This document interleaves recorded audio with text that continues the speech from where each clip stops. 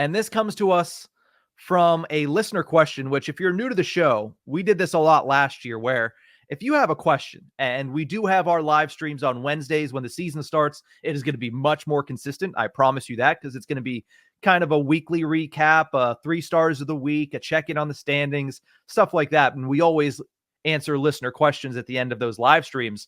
But if you have a question in the meantime, if you just tag us on Twitter, ask us the question, most times, as long as we're not like jam-packed with news, we're probably going to get to it. So this one comes to us via Twitter, via Duke Marriott on Twitter, saying, quote, "How much will Lars Eller regress this year? Getting flashbacks of Jeff Carter starting strong before falling off." Obviously, I have several comments to make about this, but I'll let you lead things off, Horwat. How do you answer Duke Marriott's question? Let's start with, do you expect a regression from Lars Eller this season? I mean, I guess technically, because it will be hard for a 35-year-old to sort of maintain that pace that he did. But at the same time, 31 points isn't a whole lot in the grand scheme of things, especially considering he's the third-line center. And you look around at other third-line centers in the league, or at least he was a third-line center, they're putting up more points than that.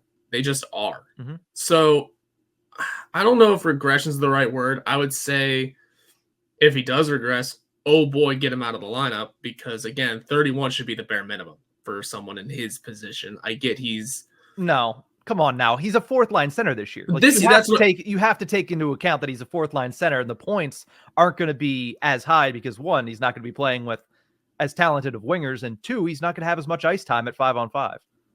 Yeah, I'm saying that was the baseline last year. So yeah, I don't know if that's going to be difficult then to answer, because is it going to be regression if he is getting bumped down the lineup already? Yeah. When it comes to it, if he is really showing signs of regression from a new position, yeah, absolutely. Again, get him out of the lineup. That's the way it should be. It's the way it was with Jeff Carter. If he is showing regression in his role, that's enough of that. You can't go much further down than fourth line. Yeah. If that's even where he's playing, because you don't know, he could also battle for that battle. Could win that battle for that third line spot, and that's kind of why my brain is acclimating to this whole thing. Also, haven't seen anyone play yet, so yeah, we'll see where it rolls. But I would say 31 points last season was the bare minimum for him. Mm-hmm. So I don't expect 31 again. So when it comes to regression, perhaps slightly. Yeah. But also it'll be tough to see it if he is on the fourth line. I don't personally see a regression at all, and I caution people to judge it based on just points, because especially for a guy in Lars Eller's role, Lars Eller, we talked about it last year with Noel Acciari. Lars Eller is not in this lineup to bring offense first, right? His primary objective in this lineup is to play defense, is to penalty kill, is to be a steady force in the center of the ice. He did that last year. And oh, by the way, he also scored 31 points and led the Penguins bottom 6 scoring.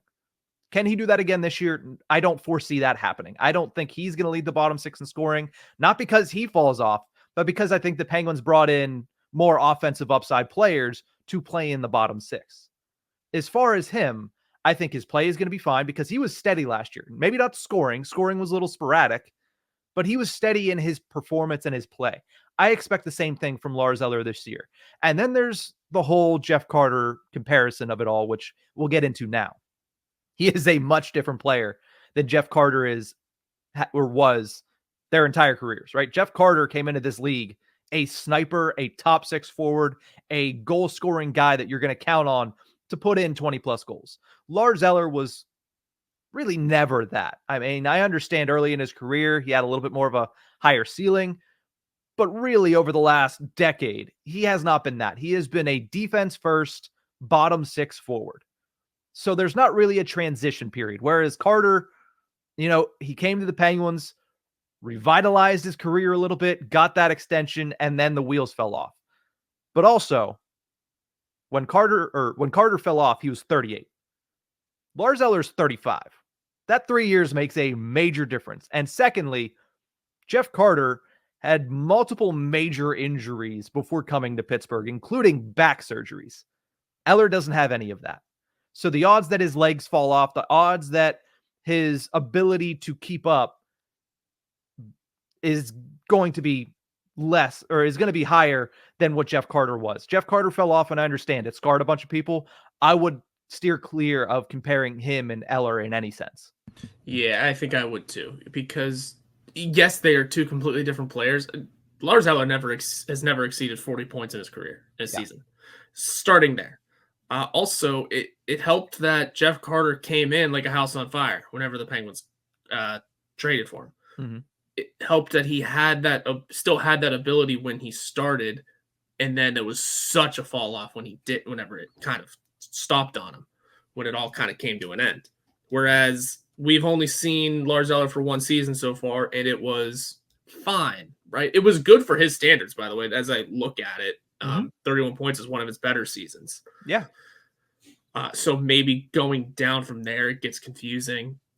But it just in general on the cusp, they're two completely different players, two completely different skill sets. So the comparison shouldn't be there. I see where people come from with it in terms of older forwards in the Penguins organization that might be at the end of their careers. I just, it's tough. I don't think there's a comparison to be made there either. That's kind of why I'm at a bit of a loss here. Yeah, and it's fair. I understand it. I mean, Jeff Carter was the Penguins' third-line center, and they said, all right, this is the answer at 3C, and then he falls off a cliff. Lars Eller comes in last year. He's your third-line center. A lot of people are saying, hey, this is the best third-line center the Penguins have had in years. And proactively, they brought in different options at third-line center to potentially allow him to be a fourth-line center, because I think us and a lot of other people last year said, simply, Lars Eller is probably better as a 4C than he is as a 3C. That's probably a better role for him. So they went out, they got other players that, I mean, he's going to battle, like you mentioned, in camp. Lars Eller, there's a chance that he comes out in camp, is very impressive, and they say, you know what? Start the season at 3C.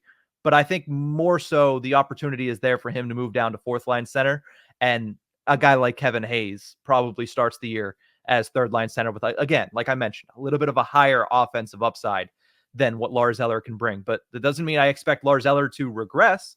I think maybe his offensive numbers dip a little bit, but that's because the opportunities are going to dip a little bit. I do think that when you look at his play and his level of play, I don't expect much of a regression at all.